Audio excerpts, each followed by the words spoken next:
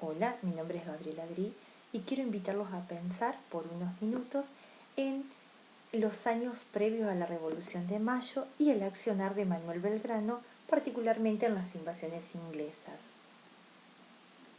¿Por qué en este momento?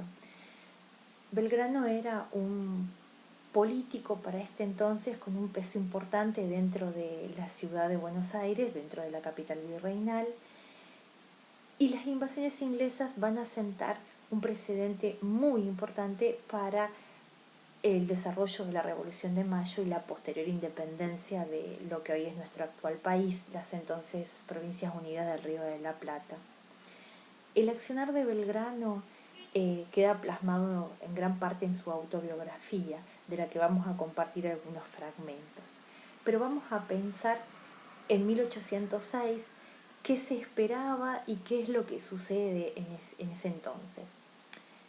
Para 1804 se había planeado, ya existía la idea en las tropas, en ciertos estratos de Inglaterra, de poder conquistar estas tierras. De hecho, ya existía una intención más firme.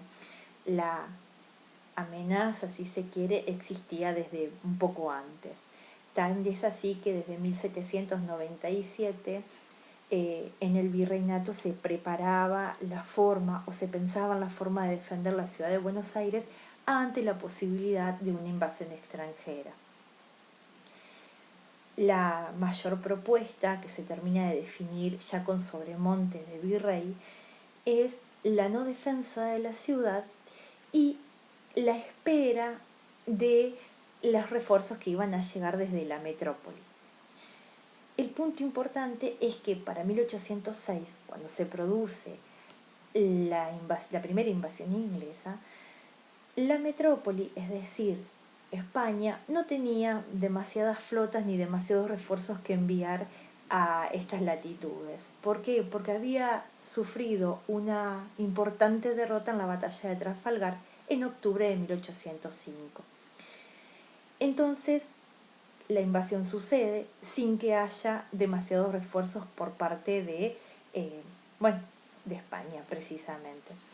Y la certeza de que la ciudad debía defenderse sola.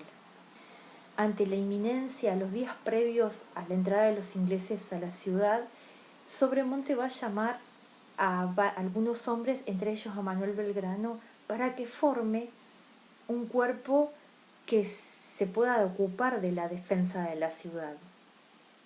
Y le dice especialmente que busque entre los comerciantes, los de caballería, que busque hombres, los reclute para conformar un cuerpo. Lo que dice Belgrano en su autobiografía es bastante interesante. Los busqué, no los encontré, porque era mucho el odio que había a la milicia en Buenos Aires. Se tocó alarma general y, conducido por el honor, volé a la fortaleza, punto de reunión.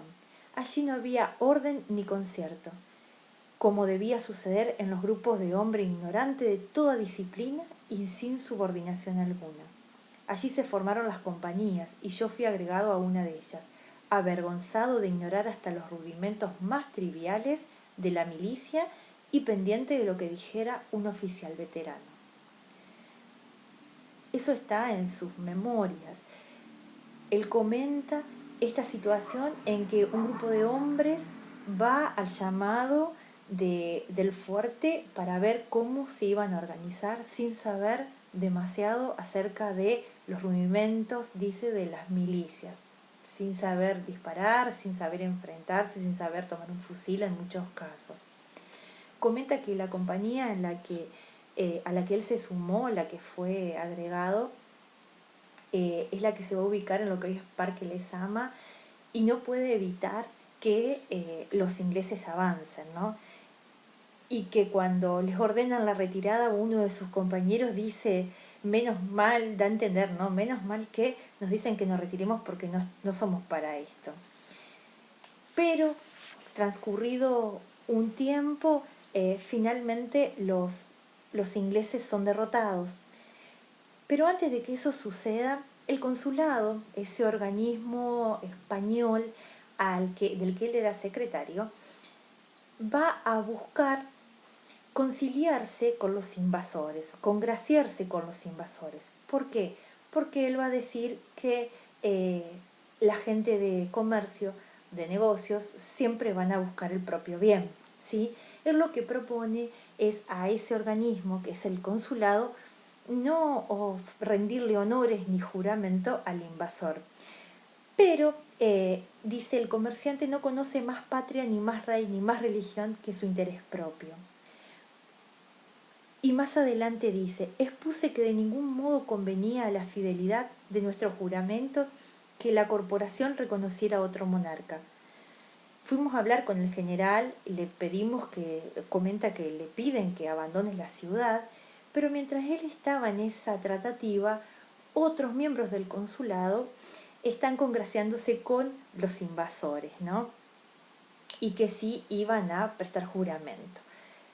Belgrano entonces se retira, alega una enfermedad y se va a vivir a Mercedes por un tiempo, a Mercedes, lo que hoy es Uruguay, la entonces banda oriental, y decide quedarse allí por un tiempo porque él dice, me liberé de cometer, según mi modo de pensar, este atentado y procuré salir de Buenos Aires casi como fugado, porque el general se había propuesto que yo prestase juramento, habiendo repetido que luego que sanase lo fuera a ejecutar. Y pasé por a la banda septentrional del Río de la Plata a vivir en la capilla de Mercedes. ¿Qué nos dice en este momento? Él no estaba dispuesto a jurarle honor, siendo miembro del consulado español en estas tierras, no estaba dispuesto a jurarle a otro monarca, ¿sí? Más adelante él va a repetir esto de o el antiguo tirano o ninguno, o el antiguo monarca o ninguno, ¿sí?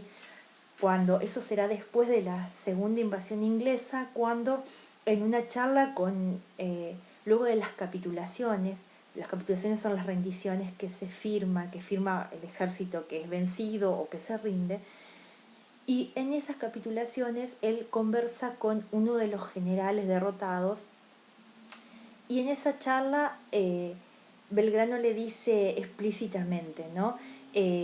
O con el viejo monarca o con ninguno, pensando ya en los gérmenes de libertad y de independencia que empezaban a gestarse en estas tierras.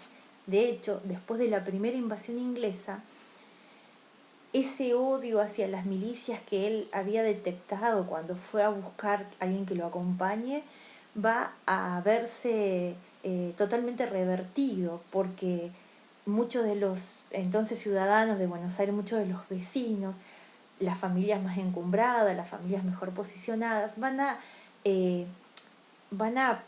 enviar a sus hijos, van a querer que sus familias, que sus hijos y todo aquel que quiera defender este territorio sea parte de esa milicia, porque sabían que iban a volver.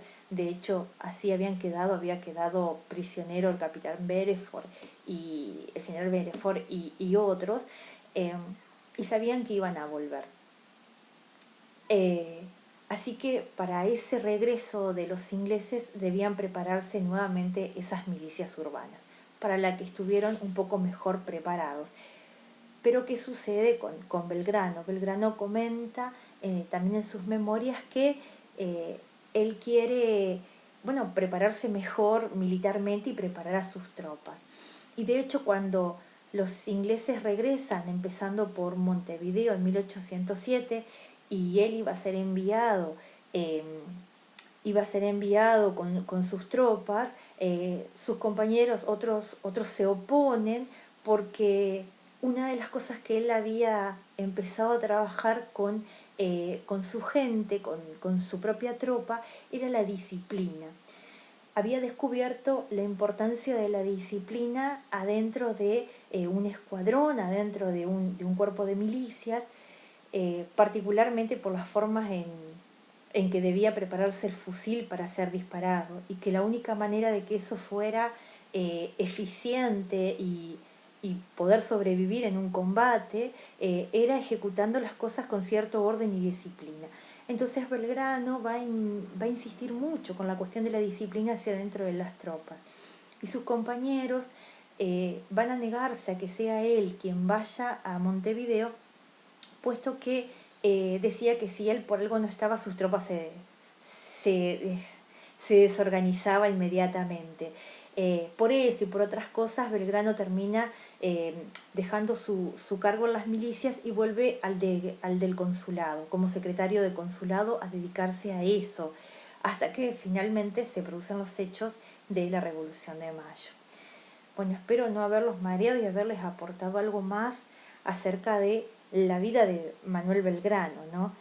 Ojalá podamos encontrarnos y seguir profundizando sobre este hombre que dejó tanto y tantas ideas y tanto de su vida por nuestra patria. Hasta pronto.